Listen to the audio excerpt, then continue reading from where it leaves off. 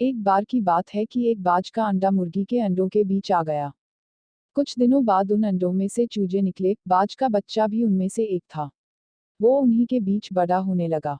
वो भी वही करता जो बाकी चूजे करते। मिट्टी में इधर उधर खेलता, पूरे दिन दाना चुगता और दिन भर उन्हीं की तरह चुचू करता। बाकी चूजों की तरह वो भी बस थोड़ा सा ही ऊपर उठ पाता और पंख फड़फड़ाते हुए नीचे आ जाता। फिर एक दिन उसने एक बाज को खुले आकाश में उड़ते हुए देखा। बाज बड़े शान से बेधक आसमान की ऊंचाइयों को मापते हुए एक राजा की तरह उड़ान भर रहा था। तब उसने बाकी चूजों से पूछा, इतनी ऊंचाइयों को छूने वाला वो शानदार पक्षी कौन है?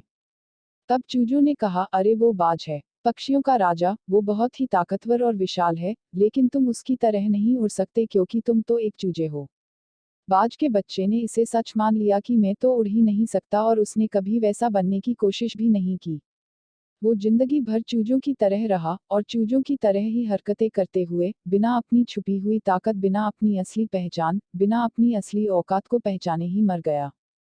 दोस्तों, हम में से बहुत से लोग उस बाज की तरह ही हम अपनी पावर को भूल जाते हैं और एक औसत सी जिंदगी जी रहे होते हैं। हम कभी बड़ा बनने का नहीं सोचते। हमारे आसपास माहौल के हिसाब से हम बोल देते हैं कि भाई ये तो मेरे बस का नहीं है। हम ये भूल जाते हैं कि इंसान एक असीम क्षमता और संभावनाओं वाला प्राणी है। हमारे लिए इस संसार में कुछ भी असंभव नहीं है, लेकिन अपनी लिमिटेड बुद्धि से एक औसत सा जीवन जीकर बहुत सारे अवसर गवा देते हैं। इसलिए आप चूजों की तरह मत बनिए, आप अपनी काबिलियत पर, अपने आप पर भरोसा रखिए।